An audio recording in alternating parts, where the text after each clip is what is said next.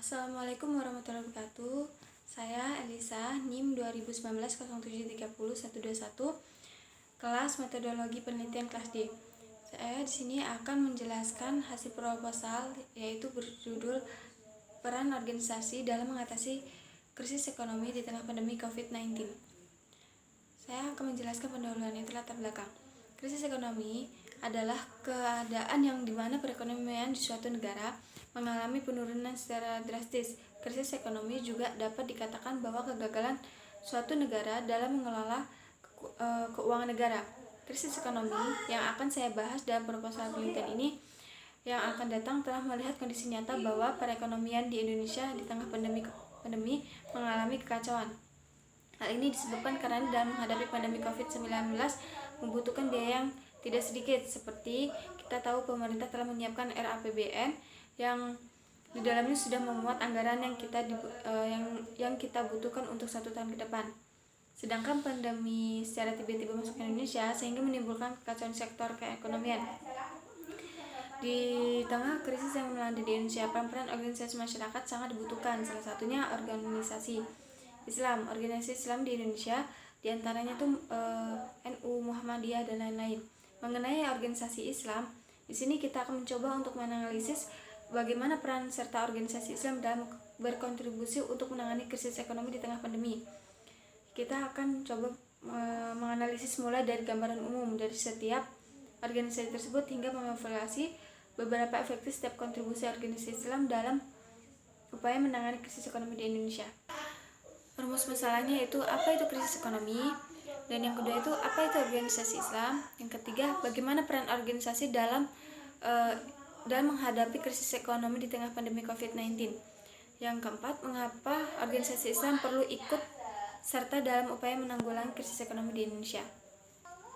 Tujuannya yaitu menjelaskan apa itu krisis ekonomi dan menjelaskan apa itu organisasi Islam, dan menjelaskan bagaimana peran organisasi Islam dalam menghadapi krisis ekonomi di tengah pandemi COVID-19, dan menjelaskan mengapa organisasi Islam perlu ikut serta dalam upaya menanggulangi krisis ekonomi di Indonesia.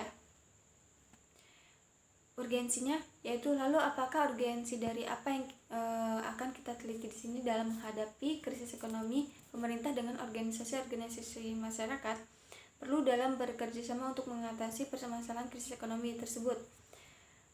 Kerjasama tersebut dapat berupa ide atau gagasan, yang juga dapat berupa finansial. Mengingat krisis ekonomi juga bukanlah masalah sepele karena menyangkut hidup orang banyak.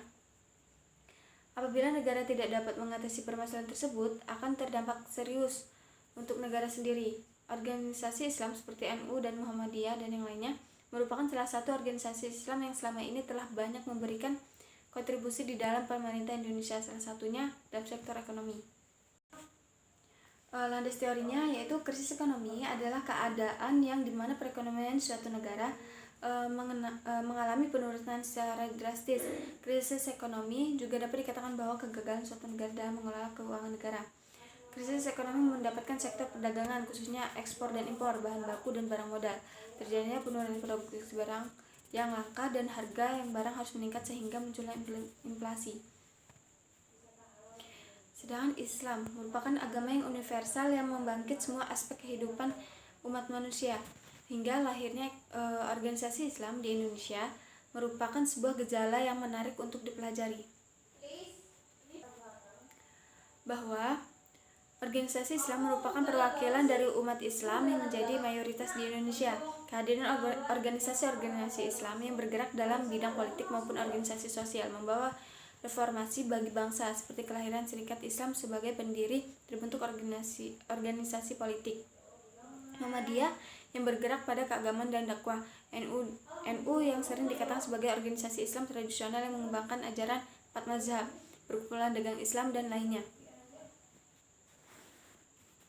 Peran NU dalam krisis ekonomi di masa pandemi COVID, yaitu pergerakan yang dilakukan NU berdampak besar dalam membantu masyarakat yang berdampak besar dalam sektor ekonomi. Dalam penyebaran COVID-19 ini, yang menjadi krisis adalah aspek ekonomi yang diakibatkan dari adanya keputusan hubungan kerja atau PHK. PHK ini diakibatkan karena perusahaan yang kekurangan suplai dalam kegiatan pasar. Organisasi NU membantu masyarakat memberi barang logistik, sembako, membantu edukasi, bahkan dapat disampaikan kepada bidang kesehatan dalam bentuk sinergi satu dengan lainnya antara pemerintah dan organisasi masyarakat. Yang pertama, mengedukasi masyarakat bahwa peran NU selama pandemi COVID-19 berlangsung. Hal ini mencatat bahwa beberapa waktu belakangan ini peran NU berada di dalam politik, tidak saja berada di dalam politik, agama, dan sebagainya, tetapi juga dapat diterapkan ke dalam keterlibatan NU dalam masyarakat. Seperti pergerakan NU dalam membantu pengedukasi masyarakat di dalam pandemi COVID-19. Perlu dipahami bahwa di masa pandemi COVID saat ini, tidak seluruh masyarakat memiliki akses untuk mengetahui apa saja yang dilakukan untuk menghindari dari penyebaran atau penularan COVID ini. Secara berkala bahwa penyebaran COVID-19 dalam angka yang terus bertambah seiring berkembang waktu. Namun bantuan dari NU membimbing masyarakat perlunya melakukan seperti berjaga jarak, cuci tangan, menggunakan masker, dan keluar rumah seperlunya. Cara yang dilakukan oleh NU untuk membimbing masyarakat dengan cara melakukan dengan mobil berkeliling. NU menyalurkan pengedukasi kepada masyarakat adalah cara seperti itu. Saat ini NU mempunyai 154 mobil yang beroperasi dengan terjunnya ke dalam masyarakat dan membantu kewaspadaan masyarakat, tetapi saat ini tidak sepenuhnya dapat dipenuhi. Karena hal ini terdapat beberapa titik. Menjaga titik rawan bagi NU mengedukasi masyarakat adalah Banten, Jakarta, Jawa Barat, Jawa Timur, Jogja, dan Nusa Tenggara Barat. Yang kedua yaitu bantuan ekonomi. Selain mengedukasi masyarakat, juga memberikan kekhawatiran di masa pandemi COVID-19, tetapi NU turut serta hadir dalam membantu ekonomi masyarakat yang berdampak COVID-19. NU menyalurkan bantuan dalam Lazisnu. Lazisnu dibantu oleh Kompas TV menggalang dana kurang lebih 800 juta yang akan dibagi kepada ustadz, guru ngaji, serta santri yang berdampak pandemi COVID-19. NU menyalurkan bantuan beberapa daerah seperti Sumatera Selatan dan Probolinggo. Kiai Haji Amiruddin Nahrawi sebagai ketua PWNU di Sumatera Selatan membantu ke organisasi mahasiswa seperti PMII, HMI, IMM, IPNU, dan LKS. Misbahul Murni sebagai wakil Satgas COVID-19 di Probolinggo memberikan 19.000 sembako kepada masyarakat. Dan NU juga memberikan bantuan lain seperti penyemprotan disinfektan di tempat ibadah-ibadah. Yang ketiga yaitu bantuan sarana kesehatan. Mengatasi penyebaran COVID-19, NU memberi pergerakan seperti suatu tugas Satgas, asosiasi rumah sakit, sampai kepada suatu dokter di bawah organisasi NU. Dalam catatan April 2020, NU memiliki 25 RSNU yang di antaranya 9 tipe A dan 16 RS tipe B. Angkatan tersebut akan terus meningkat dan terus berkembang seiring dengan waktu. Bantuan kesehatan yang disalurkan NU tidak hanya di masyarakat Indonesia, tapi sudah disalurkan juga kepada masyarakat yang di luar negeri. Dan bekerja sama Kementerian Luar Negeri, Kemenlu. Melihat pergerakan NU yang sudah memberi kontribusi besar bagi masyarakat sebagai organisasi lama di Indonesia, hal ini dalam menyalurkan bantuan yang masyarakat tidak dilaksanakan hanya pemerintah saja. Apabila pemerintah lambat menangani kasus yang sudah lama menyebar atau meluas, maka peran NU bertindak untuk membantu pemerintah atau peran NU dalam menangani COVID-19. Peran Muhammadiyah dalam krisis ekonomi di masa pandemi COVID-19. Semenjak perekonomian di Indonesia menghadapi krisis, Muhammadiyah tidak hanya diam saja, selalu mencari solusi untuk memulihkan ekonomi, setidaknya memperkuatkan bisnis ekonomi di masyarakat level bawah. Hasil survei PBS Oktober 2020 merekam ada sekitar 82,85% pengusaha mengalami penurunan pendapat karena adanya pandemi COVID-19 ini. Menurunnya pendapat ini kebanyakan yang dialami usaha mikro kecil sekitar mencapai 84% dibandingkan usaha menengah ke atas sekitar mencapai 82%. Dan menemukan dalam usaha besar UB lebih banyak mengambil langkah yaitu mengurangi jumlah pegawai sekitar mencapai 46,64%, berbeda dengan usaha mikro kecil (UMK) yang mencapai sekitar 33,23%. Yang dilakukan Muhammadiyah yaitu pelatihan, membantu dan advokasi pembelaan bagi usaha mikro dan tokoh-tokoh kecil yang menggerakkan jaringan-jaringan majelis ekonomi dan kewirausahaan Muhammadiyah dengan perguruan tinggi Muhammadiyah atau PTM. Kemudian pihak pemerintah kerjasama dengan UKM RI dalam program penyaluran bantuan pemerintah bagi usaha mikro dan tokoh-tokoh kecil untuk memulihkan ekonomi nasional. Muhammadiyah membentuk lembaga khusus untuk membantu masyarakat dalam mengatasi krisis ekonomi, antaranya Lembaga Penanggulangan Bencana LPB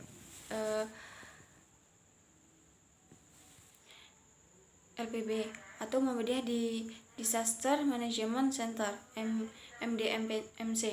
Lembaga khusus termasuk di backup oleh Lembaga Amil Zakat, Infak dan Sedekah Muhammadiyah Lazismu. Itu tinjauan pustaka. Dalam tinjauan pustaka ini penelitian ingin menguraikan beberapa judul, yaitu penelitian Azwar Iskandar Bayu Taufik Pasomah Khairul Akbar pada tahun 2020. Penelitian ini berjudul Peran Ekonomi dan Keuangan Sosial Islam saat pandemi COVID-19. Persamaannya dengan penelitian saat terletak pada metode penelitian kualitatif, dan perbedaannya terletak pada objek penelitian, karena penelitian ini menekankan pada solusi kebijakan ekonomi dan keuangan Islam yang dapat ditawarkan dalam menghadapi pandemi COVID-19 di Indonesia. Yaitu yang kedua, penelitian Yenti Sumarni pada tahun 2020, yaitu penelitian berjudul Manajemen Ekonomi Islam dalam Menangani Pandemi COVID-19. Persamaannya dalam penelitian ini saya terletak pada metode penelitian kualitatif, dan letak perbedaannya pada objek penelitian, karena penelitian ini menekankan pada perekonomian di Indonesia terhadap ekonomi efek COVID-19. Yang ketiga yaitu penelitian Nurul Fadilah pada tahun 2020. Penelitian ini berjudul Strategi Manajemen Distribusi Islam dalam Mengatasi Krisis Ekonomi Akibat Pandemi COVID-19. Bersamanya dengan penelitian, saya terletak pada penelitian bersifat deskriptif, kualitatif, dan perbedaannya terletak pada objek penelitian, karena penelitian ini menekankan pada strategi dalam pemulihan krisis ekonomi.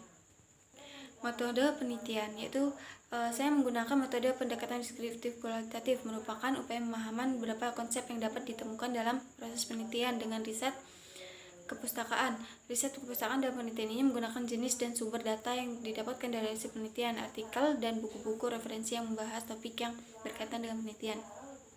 Teknik sampling, yaitu penelitian ini memaparkan mengenai definisi populasi dan sampel, yaitu populasinya pada penelitian ini adalah tokoh organisasi Islam, sedangkan sampel penelitian ini menggunakan metode Dano probability sampling dengan jenis convenience sampling, di mana tidak ada karakteristik tertentu mengenai informan penelitian selain menyandang tokoh organisasi kita, ya Islam. Teknik analisis data, yaitu menyimpulkan penelitian, meringkas atau mencari pola-pola berdasarkan data-data empiris yang dikumpulkan, yaitu reduksi data. Reduksi data menggunakan untuk mendapatkan inti dari penelitian. Reduksi data adalah bagaimana penelitian mengolah data yang bernilai mentah untuk dijadikan data konkret. Penelitian melakukan pengerjaan data sehingga dapat menulis hasil penelitian sudah direduksi data-data secara ringkas dan menjadi data yang berdasarkan pengumpulan data yang sesuai dengan fokus penelitian. Teknik keabsahan data. Data adalah fakta atau bahan-bahan keterangan yang penting dalam penelitian. Teknik keabsahan data dengan menggunakan metode kualitatif adalah kata-kata dan tindakan seperti data tambahan atau dokumen. Jika terjadi kesalahan dalam data, berarti dapat dipastikan dalam penghasilan kesahan hasil penelitian. Karena pentingnya data dalam penelitian metode kualitatif, maka keabsahan data perlu didapatkan melalui teknik pemeriksaan keabsahannya, seperti kredibilitas, transferabilitas, dependabilitas, dan konfirmabilitas.